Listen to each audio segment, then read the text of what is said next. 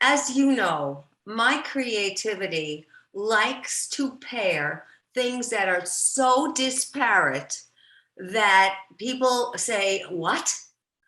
And that's what I have been trying to do now.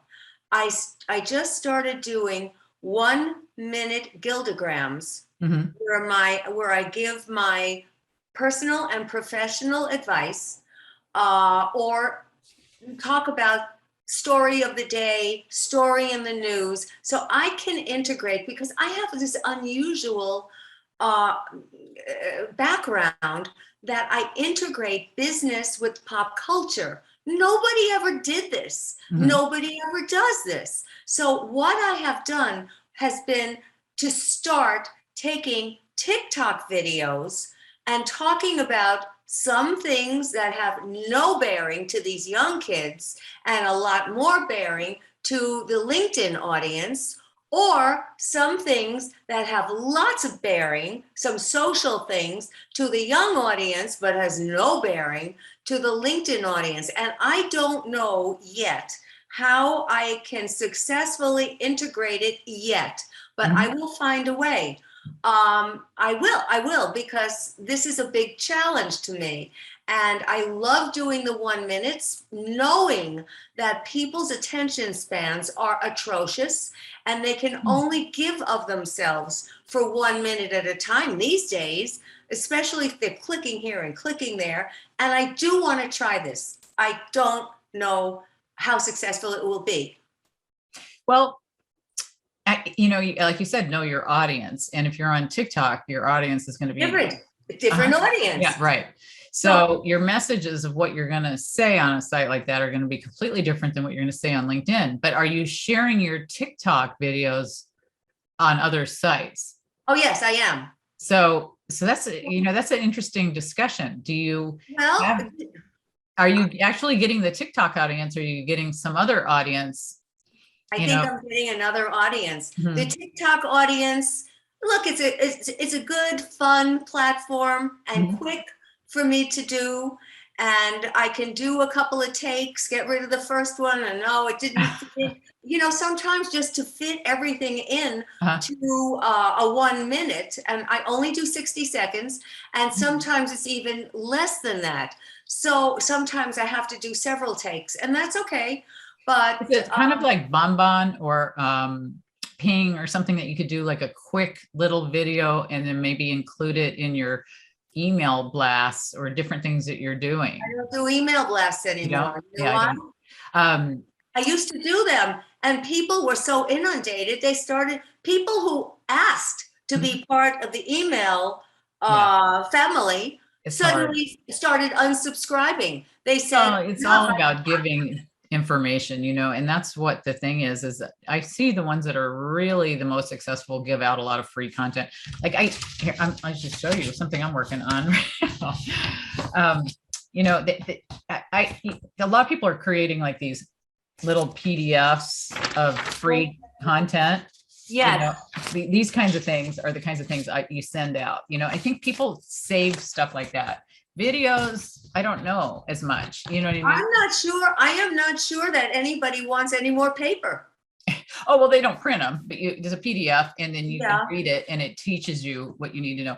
That this kind of thing is for like consultants who are giving my courses and curiosity and need to know how to say certain things or why this is Well, important. that's a good instructional Right, booklet. right, right. So So those that's kinds of things people sometimes open because they need it for you they need. future Yeah, use. they You know what I need that. mean?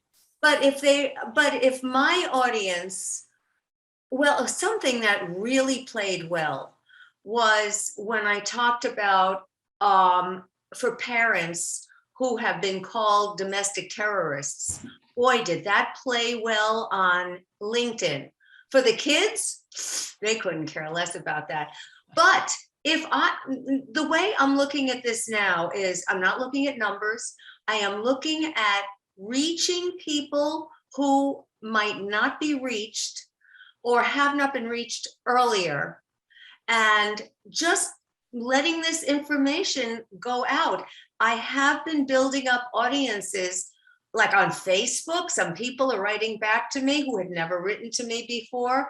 Instagram is just silly to me. Instagram is old fashioned, and that's not really what I'm talking about. But I do put my TikToks out on Instagram because it's automatic and it can go onto Instagram.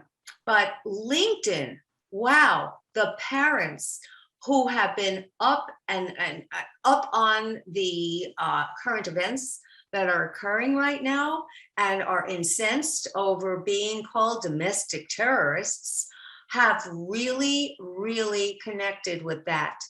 And it's so interesting that now I recognize that I have to talk more to parents on the LinkedIn format because most people are parents. And even though they are in business, they are also parents too. And the parents have their business involves the educational process of their children. We have never before the pandemic, seen so much interest in education on the parts of parents, because now suddenly they are They're thrown watching. into it. Yeah. The remote learning has shown them what the kids are learning and not learning, and some parents have not been happy. So this is playing to them.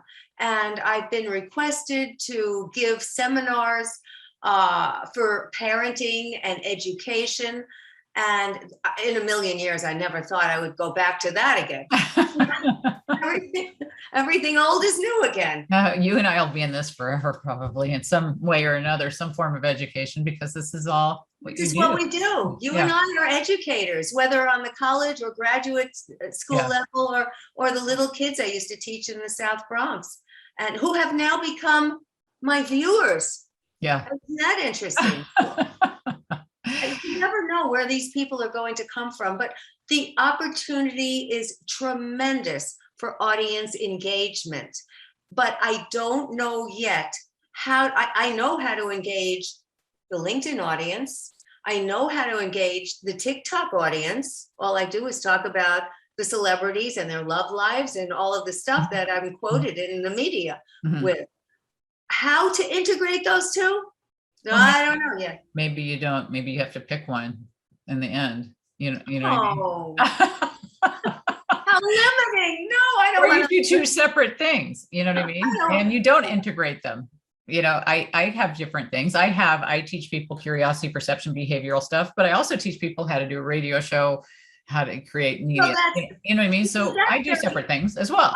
I'm so glad you're saying that, because people say, well, you're a relationship strategist. How can you be talking about business? I said, because businesses hire me for the relationship strategies. And they don't think that way until I have to explain that to people. I don't know. No, but it's knowing your audience, knowing what to say, where you are, that reaches the people, you know, who you want to reach. And I think, and I accept the fact that sometimes with both audiences, the young people and the older people, sometimes I bomb. And, you know, don't we all? But I learned this from all my people who do stand-up. You know, all my friends who've done stand-up and are comedians who have been in the clubs in New York and LA and understand that sometimes you're great, sometimes you're the pigeon, sometimes you're the statue. And so I haven't heard that in the longest time. I love that. That one you can say all the time. Okay. And sometimes I just want to hide my head. Oh no, I can't believe I said that. And I let that go out. You know, you have that sense of confidence that I think a lot of people wish they had. Yeah. Oh no. It's just a myth. Oh no. I bury my head and I don't want to see anybody. Oh no. Well, I think a lot of people feel like that about their presentations when they watch them later. You know, when I was a pharmaceutical rep, they used to videotape us and do these mock presentations, and we'd have to watch them later. It was just painful to see. Well, the first time I saw myself on television. Oh yeah, that's hard to watch too. Pain and how I got rid of my clothes. I had to have a whole new wardrobe. But the first time I saw myself on in a movie theater screen. That's got to be big. Oh my God. you talk about this wrinkle and that wrinkle. Well, here it was on this gigantic screen. And I understand now why a lot of the celebrities will not watch their movies. Yeah, it's hard to watch yourself on. Ooh. I always find it interesting because I think I look a lot more calm when I watch a video of me than I was when I was giving the presentation. You know what I mean? I remember being a little more nervous or whatever.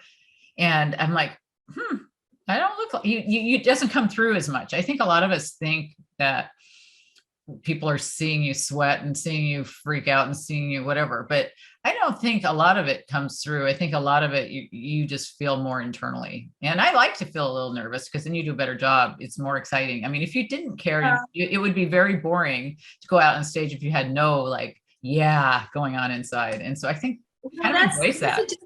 That's the difference between stress and eustress. Eustress, yeah. And like, distress, yeah, you don't want distress, you want eustress. Yeah, you want to be positively stressed. Right, there's a bell curve. That is, that's right, that's the bell curve. How do we find each other? I don't know. This what is a fun thing.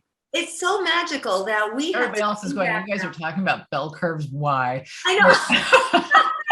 My sister would be going, oh.